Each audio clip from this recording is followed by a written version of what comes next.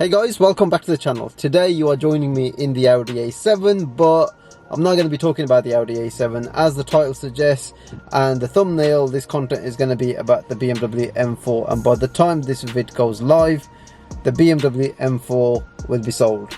So I've taken the decision to sell the BMW M4. A few months back I was kind of thinking about whether I'm going to keep that car and do a few kind of modifications to it, further modifications which will keep me entertained and interested in the car, and to be honest with you, that was the plan. The only thing that kind of made my decision to sell the car is where we are currently. I don't really drive the car for, you know, sort of 6 months of the year when it's like, say, horrible weather, so it kind of gets sawned off the road, meaning that, you know, I don't really drive it from, say, November till about March time, and then I bring it back out again and then kind of enjoy it through the spring and summer, and that's all really good. But the thing is, I'm still having to pay for that car when I'm not really going to be using it.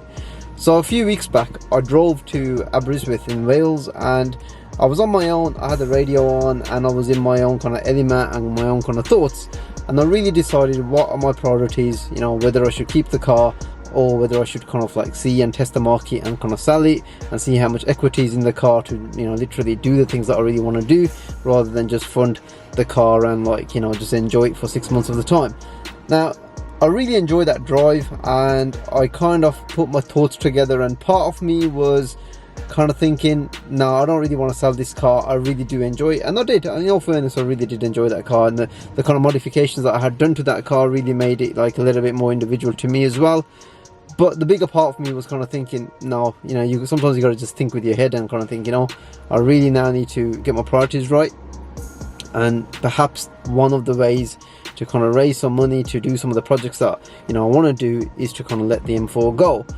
That car served me for about 3 years, and I'll be honest, it's the longest car that I've actually owned going through my car history.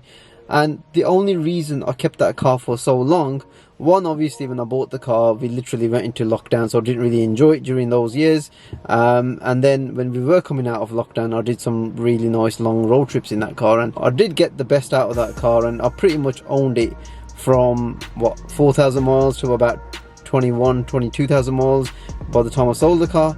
And along the way, you know, I modified it by lowering it, spacing it, adding my own kind of personal touch around the car as well, and then having a stage 1 map put onto the car. The car was maintained to a high standard, whether that was through BMW or whether it was using independent BMW approved workshops, and throughout its kind of time with me it was pretty much cherished and hardly ever abused. Did launch it a few times, which was quite interesting as well, and getting it sideways. So I've got some real good fond memories of that car, along with like some, you know, sort of nice pictures and whatnot. So I do still have the car that I purchased this year, which is the Audi A7, and you know, this is by far a really nice sort of luxury car, and it's got the looks and it's got a bit of poke as well, and as an everyday daily machine I think this is absolutely brilliant. So really I do want a kind of a second car which I can kind of still use as a bit of a toy, and I am going to be, say, covering some different type of vids in the not so distant future about certain budgets, certain cars, and perhaps over the next sort of 3-4 months I might even go ahead and buy something, you know, with that kind of budget in mind. So one thing that I'm really conscious about, and this is what bugs me, is what I was paying for that car per month. I'm really going to struggle to get something very similar in terms of power output and the type of car and class that car was. I now really do need to, you know, keep my options open to kind of see what else is out there. I might even go into a hot hatch, who knows. But you know, whatever I am going to get, I think, you know, I'm definitely going to be thinking more about it this time. I'm not just going to jump on the bandwagon just because, you know, oh, this car seems to be popular on, you know, YouTube, so I'll go and get that and capitalize on some content. It's not going to be any of that. It's going to be the car, the right car for myself. So I think that's going to be right up there, but I can't see myself doing anything like that, you know, for the next sort of 6 months. And also, if I do end up getting something, there's not to say that I'm probably not going to get, let's call it the 4th car, because I still have the Toyota Yaris as well as a bit of a project. So I don't know, you know, it's like right now I'm free from, like, say, a car that I was running for 3 years, and the options out there are kind of endless, and I've not really been in this kind of situation for a while, so a bit sad. Obviously the M4 is gone, but I'm quite happy that the fact that, you know, I've got a few good options. Now the thing with the M4 was as well how markets are at the moment.